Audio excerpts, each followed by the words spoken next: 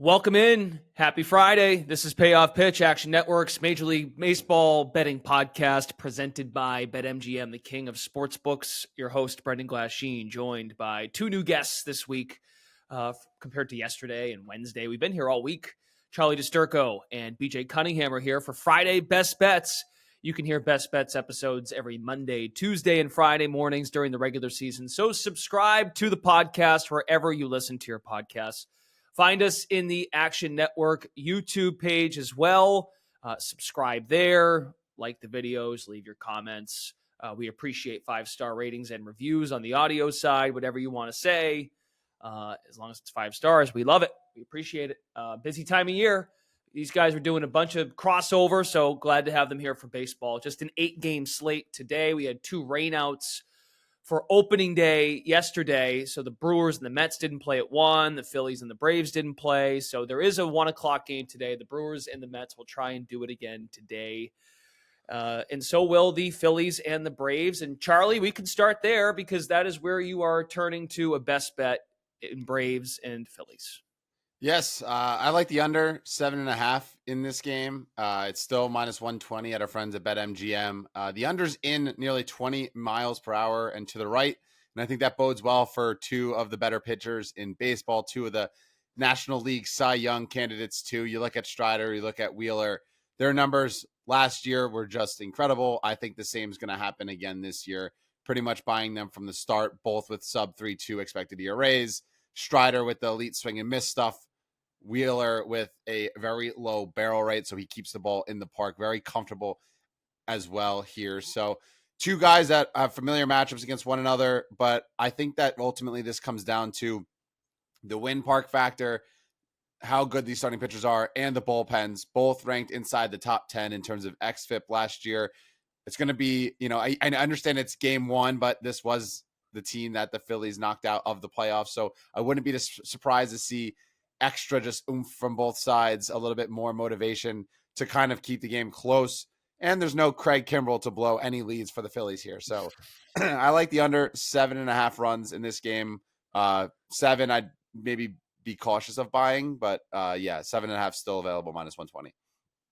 Can't remember if he said this yesterday, but I think DeBundo is at the ballpark today. I think he probably is. I don't think they honor. Obviously, if you had tickets yesterday to the game, then you'd get those again today. So maybe it's this weekend, but maybe DeBundo's got some free time today. Maybe you'll see him out in row 17. I forget the section, but he actually gives it out on the podcast. He doesn't seem that all afraid of it. But okay, wind though is the point, and I asked that because DeBundo will be telling people about the wind, I'm sure, when he's at the park. Very good. By the way, Charlie's going to have the his 777s that he's normally accustomed to doing during the baseball season coming in May. Busy time for Charlie. So once he gets a little bit more of a sample size, that's the beauty and also the challenge of this time of year. There's not a whole lot of data, but might be able to find some edges. BJ, Rockies Diamondbacks. There was a handful of runs last night in that one. So we had a couple. What did the final end up so being? 16-1. Holy crap. It seems like, I don't know, maybe, it's hard to overreact to one game, right? But it just seems like the Rockies are not going to be very competitive this year. That's just my take. I don't know. We'll see. We'll see what ends up happening. But now they're going to turn to Cal Quantrill, which should not give them much confidence at all. Quantrill was somebody who historically for many years in Cleveland overperformed his advanced metrics. And it finally caught up with him last year. He had posted his first time an ERA over 5. What's crazy is his expected metrics were actually worse. 5.24 ERA, 5.85 expected ERA, 5.43 xFIP. And the problem that Quantrill has run into for a long time is that his stuff just isn't that good. Stuff plus of only 86. If you don't have great stuff, you have to be incredibly good with your location and at least generate some swings and misses, which he does not at all. He had the lowest strikeout rate in baseball last year. K per 9 rate only of 5.4. In spring training, Brendan, we don't want to overreact to spring training numbers. He threw 15 innings. He only struck out 5 batters. So it doesn't seem like he's going to have great swing and miss stuff going into the season. He'll be facing an Arizona lineup that is, I know they just scored 16 runs off of a lefty. Well, they're actually better against righties than they are against lefties. And Quantrill, in terms of his split, The Diamondbacks will have a split advantage against him. He allowed a 370 weighted on base average against lefties. Diamondbacks can stick 6-7 left-handed bats in that lineup if they really want to. He'll be faced. Merrill Kelly will be on the other side. I view Merrill Kelly as like, if you're looking for a prototypical definition of a average major league starting pitcher, I think Merrill Kelly fits that mold like to a T. Like there really isn't anything special about him. He's like okay in like every area. He did kind of struggle with his control last season, 3.5 walk per 9 rate. And when he falls behind in the count, which, is typically for most pitchers tend to struggle, but him especially, allowed over 350 weighted on base average when the count was not in his favor. So, he mainly throws a fastball and a cutter, and those are basically the only 2 pitches that the Rockies had any success against last season. So, I like over 8.5 runs, or excuse me, I like over 9 runs at even money. I apologize. It went up a little bit, but projected 9.6 for this game. So anything over 9 at minus 110 or better is good enough for me. All right. There you go. I get it. It's not just a reaction to last night. That's what it sounds like to me. You got it all breaking down for this one. So got it. I will say this, Brendan. Keep an eye out. Cal Quantrill in Coors Field is going to be a interesting experience. If you're somebody who likes betting anytime home run props, this is obviously played at Chase Field, but that'll be an interesting dilemma of how that plays out. Okay, very good. Let's move on to find out if we're going to fade the public today. By the way, 10 games today, 2 afternoon games, 8 in the night slate, I think was what we were getting at. But yes, 8 games that were scheduled, and then of course they got the Braves and the Phillies and the Mets and the Brewers playing today. So it's 10 games. Apologies. Who are our teams here? Okay, Miami and Pittsburgh. That's who we want to talk about. Miami and Pittsburgh. The handle coming in on this game, 91% of the bets, 99% of the cash is on the Marlins over the Pittsburgh Pirates with Perez on the mound against, is it Puck? Is that how you pronounce his last name? Yes. Puck? Yes. And I'll let Charlie go first, but I have to mention before we get started, AJ Puck played high school baseball in Cedar Rapids, Iowa, where I am from, and actually played against him a couple times, but I'll let Charlie go first. Get out of here. No kidding. Yeah, for real.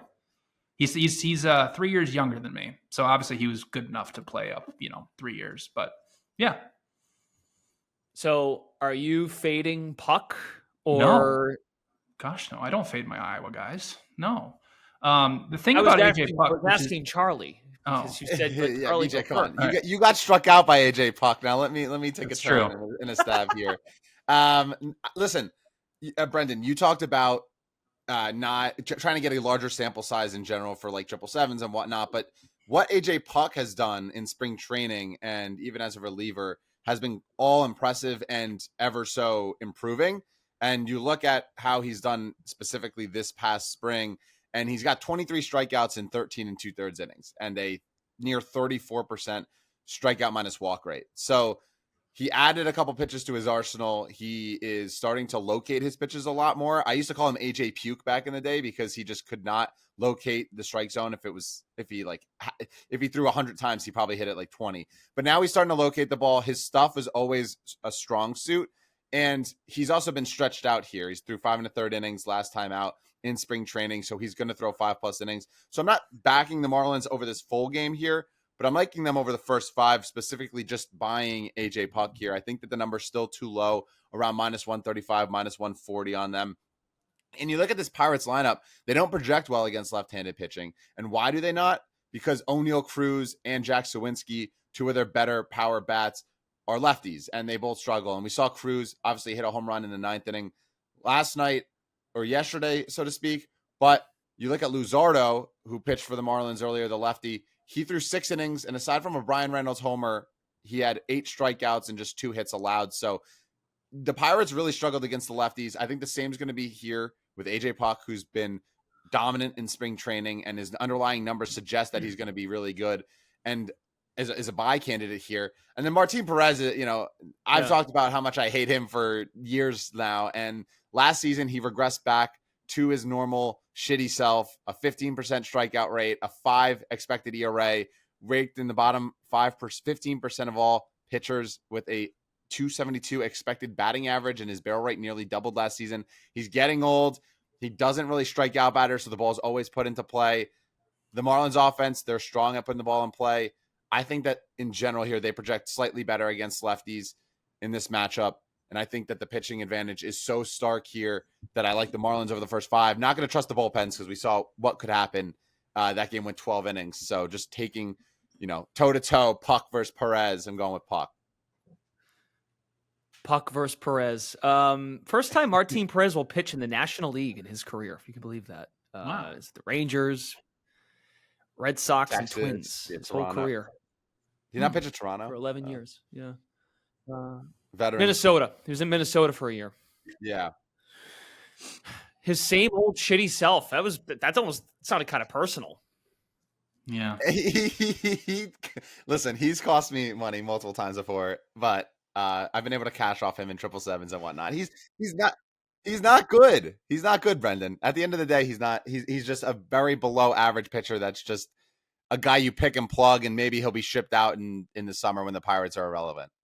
Okay, let's head to the Iowa fella himself, BJ Cunningham. Are you saying Puck it today and going with Puck? I am going with Puck. The thing about it is, he's obviously pitched out of the bullpen for his entire career now, but when he went to play college baseball at Florida, he was a starter there, and even through his first 3 years in the minor leagues with Oakland, he was a starting pitcher and then got transitioned to the bullpen. So he can throw, 5, 6+ innings. Like, he's very used to it. It's not like he was just a relief pitcher throughout his entire career. And the stuff plus numbers are fantastic on him. 110 last season, pitching plus was top 10 among relievers.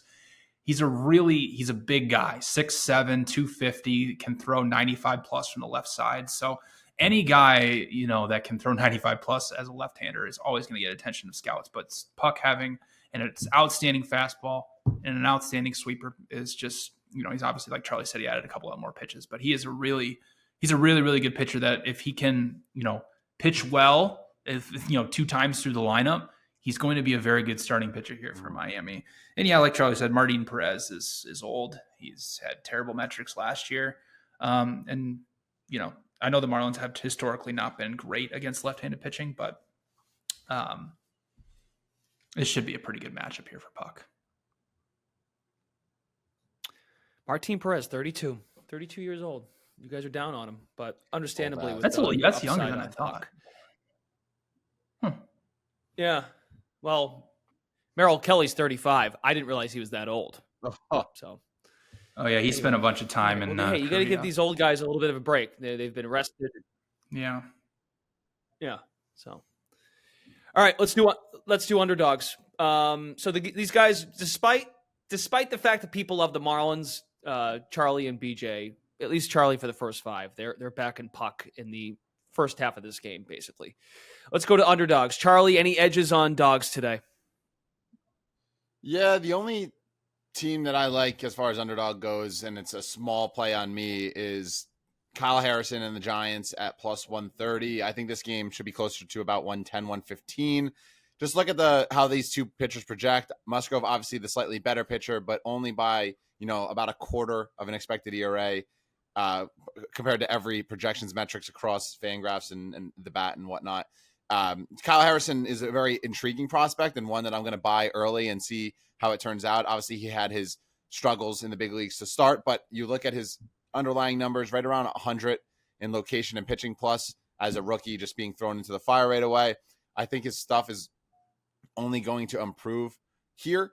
And Joe Musgrove is very interesting. It felt like last year the same thing happened where he kind of started out slow, then got into his groove. He was definitely a much better pitcher on the back half of the season than he was in the first half. Now he did, nurse an injury and had a delayed start to the season. But even in that first game against the Dodgers, he was tattooed. His location wasn't as, strong as I would have liked. So I think that there might be a little bit of concern for Musgrove, who didn't even pitch that well in spring training.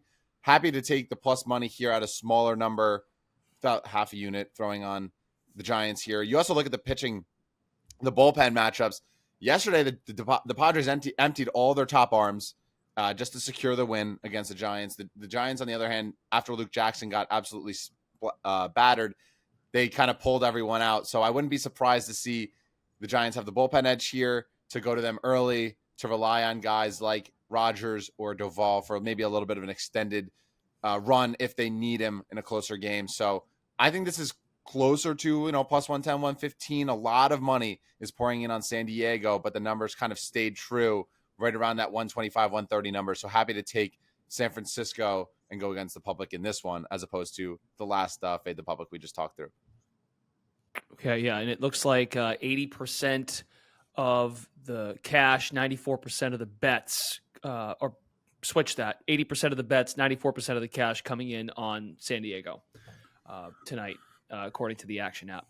Let's go to another dog, big public side. The Guardians are getting all the cash on the Oakland A's, but BJ Cunningham sees value on those fighting A's. Yeah.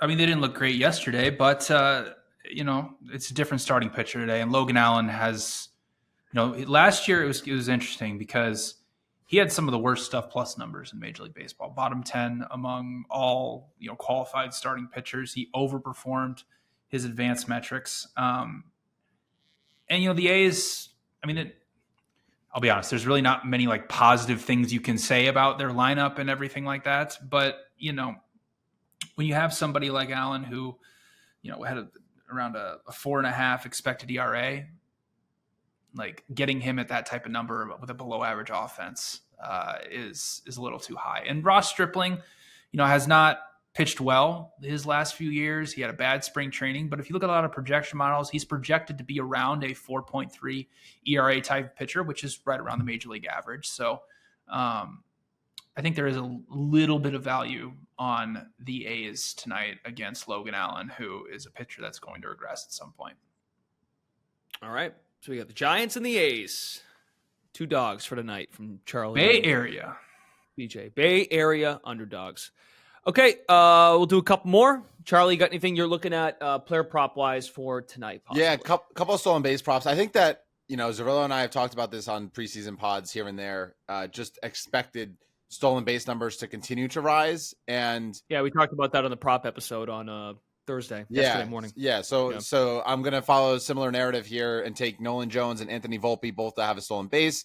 Yeah. And Anthony Volpe is facing Javier, who's the 11th worst starting pitcher per Baseball Savant's metric on holding runners. And Merrill Kelly is also in that bottom 30 percentile or bottom 30 altogether, just allowing a lot of stolen bases, a lot of attempts too. So Nolan Jones, a sneakily fast guy, he was stealing a lot of bases toward the end of the regular season.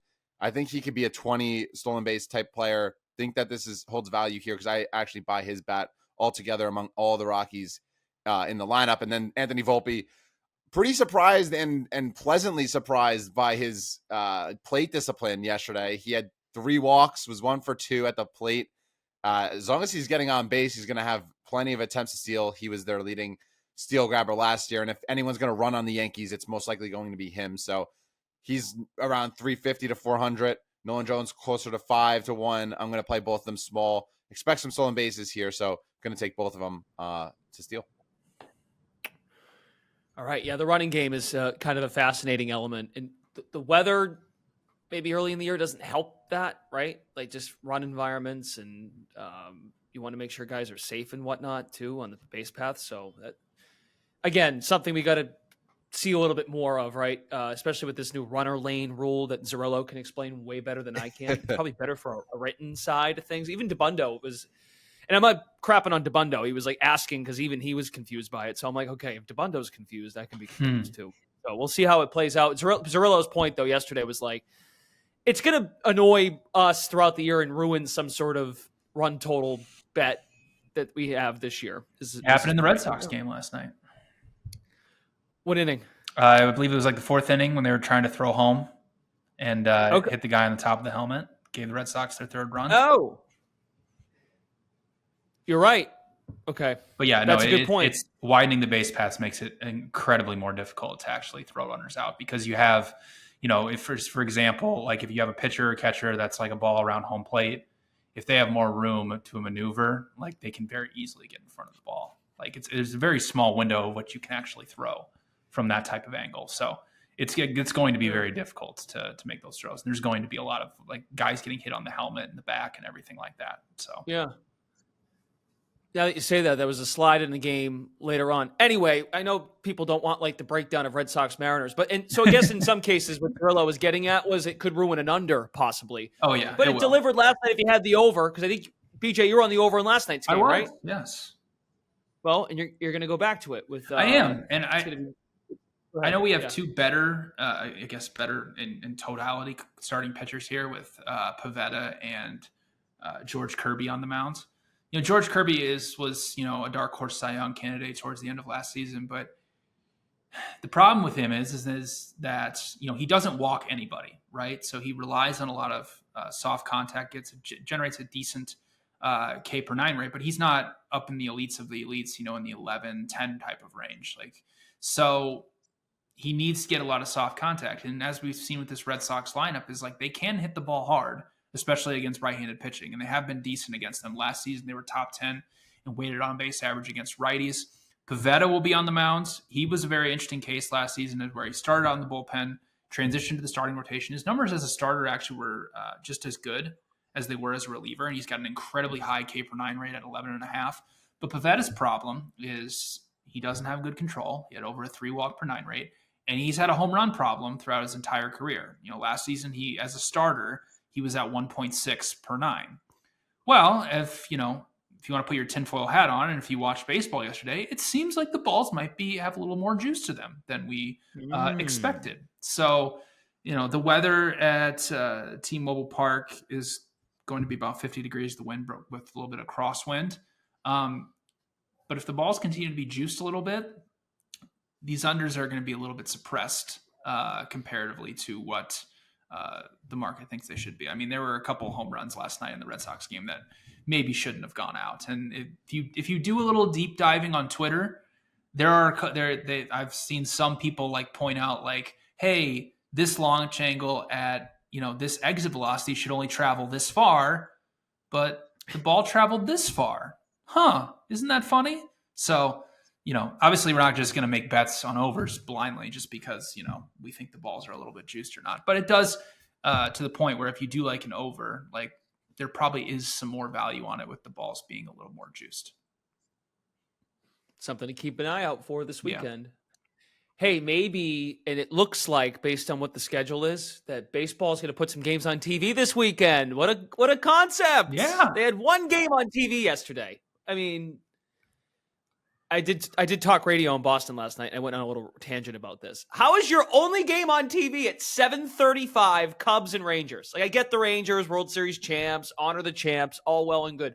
There's no game on TV during the day. Right, you're going up against the tournament. Right during the Sweet 16. Way to go, baseball.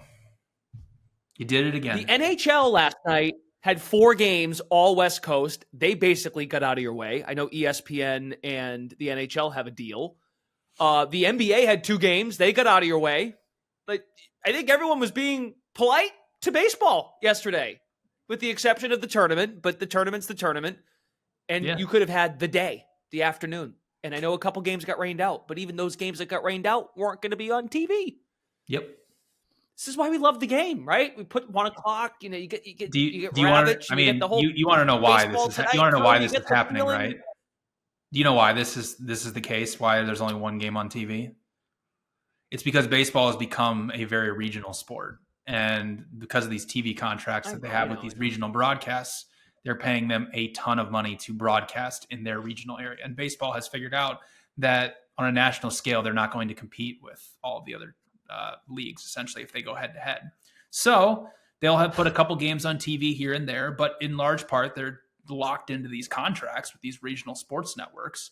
So if you're wondering why they don't put them on TV, that is the case. It's baseball has kind of accepted that they're a regional sport, and that's where they're going to be. So either buy MLB TV or you're not going to watch the game, essentially, is how it's going to be. Yeah. No, I mean, opening day, though, I hear you, BJ. I get it. Your overall point of the full 162, 6 months, I get it. Yeah. But, what happened when there would be a triple header or a quadruple header on, you go 1, 4, 7, 10. They used to do that, though. ESPN used to have a deal. I feel like ESPN used to do that. They used to do that. Yeah, they used to. I know. They used to. But not too long ago. It's that I thought that was a thing going back last year. But I think it was a little bit Whatever. before. I think it was. I remember the last time in college. It was like 4 years ago, 5 years ago. Yeah, you're not that old. You're young. I'm getting out there, Brendan. All right, sorry, rant over. So Saturday there's games on FS1 and Fox. There you go. You'll get Yankees Astros, or you'll get Giants Padres on Fox, and they're on then FS. And they're on Apple TV tonight.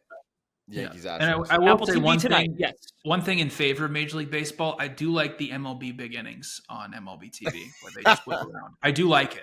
It's like an MLB Red Zone. I enjoy that. Yeah. This is not a crap on baseball for street. Yeah. I get it. It's part of the world. All good. Get your package for whatever. Opening day though should be like a holiday. Get your package. We just gave like a 5-minute ad to MLB TV, right? Yeah, like build the day up. And I think most other most of the sports calendar, while it is a busy day, they basically got out of your way. 2 NBA games, 4 NHL games, deep into the night. You could have had 2 or 3 day games around the tournament, like on TV. And I said it'd stop. That's it. We're back on Monday for Payoff Pitch. Action Network's MLB betting podcast. For Charlie DeCirco, BJ Cunningham. Baseball season is underway. Find these guys in the app. Please leave a 5-star rating and review wherever you listen to your podcasts. Thanks for listening, and we'll join you again next week. Thanks for tuning in. Hope you find a game on TV.